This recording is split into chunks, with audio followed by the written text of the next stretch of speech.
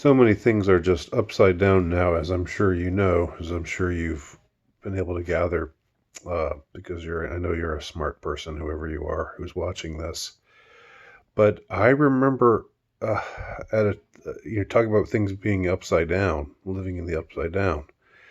I remember there was a time when liberals and people on the left were opposed to warning labels. They thought warning labels were a dumb idea, a bad idea, that it was just, you know, basically censorship of a sort, a soft kind of censorship. And this was back in the 80s. There was the PMRC, the Parent Music Resource Center, which was saying, we've got all these raunchy lyrics and all of these rap songs and all these heavy metal songs, and, we need to have uh, labels on these albums saying that these songs are not appropriate for children. And people on the left were at the time strong.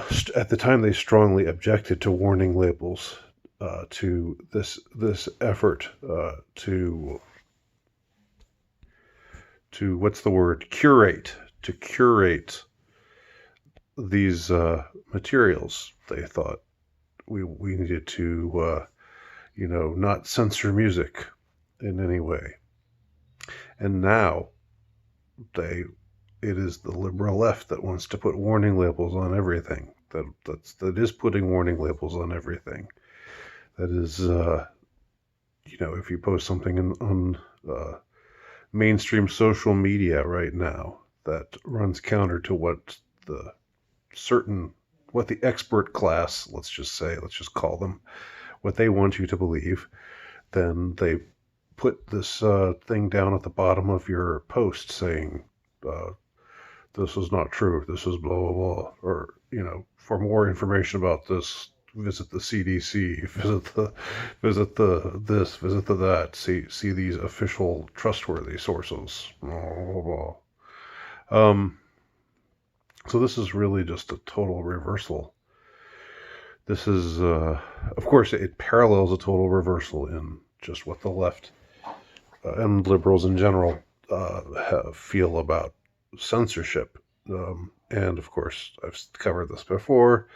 One suspects that they are more eager to censor now that they are more in control, whereas in the 80s and into the 90s, their own pet notions, their own ideas weren't so much in ascendancy, so they had more of a reason to be opposed to censorship. And they behaved as though their opposition to censorship at the time was based on principle, but it seems now it was strictly based on wanting not to have it happen to them. They wanted to bide their time until they could make it. They could enforce censorship against others. So anyway, it just kind of blows my mind, although there's plenty of other things that are equally mind-blowing about the way things have developed over the course of the last 20, 30 years. But I want to add one other thing, and that is, I don't think that these warning labels, that these efforts to curate posts and things, I don't think that they work, in the sense that I don't think anybody who sees them thinks, oh,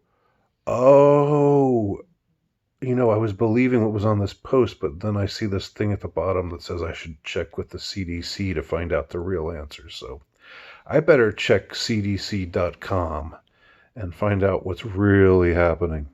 How often do you think that really takes place? Really, honestly, the people who are already inclined to feel that way don't need a warning label to tell them to trust the expert class, because that's just what they do habitually. They don't think for themselves already. They already let the experts think for them. But those who are opposed to the expert class, or who are opposed to the notion of being dictated to, they you know, they're not going to be fazed by these labels, these efforts at curation. So why are they there, really? I think the reason why they're there is pure and simple. It's harassment. It's an effort to harass. It's an effort to harry. It's an effort to make the posters feel alone, make the posters feel opposed, make the posters who express, who dare to express these dissident ideas. It's an effort to demoralize them, uh, because it is somewhat maddening to be treated in this way, to be treated like a child, basically. There is something infantilizing about it, about this whole now, you unruly fellow with your harebrained ideas. I'm gonna slap this warning label at the bottom of your post, just to show you a thing or two about who's really boss, and what you get for for not not going with what the experts tell you to go with in every single way, at every single time, at every single turn. I think that's what these warning labels are for, ultimately. But I don't know. I might be wrong. It's just a hunch. But psychological warfare is a thing, and a big part of psychological warfare is demoralization. And these people know what they're doing. I mean, in a way, they don't know what they're doing. In a way, they're a bunch of idiots. But in a way, they do. It's one of those paradoxes. They're idiots, but they're also evil. So, let me know what you think. My name's Eddie Nowicki. Check out my work at altrightnovelist.com.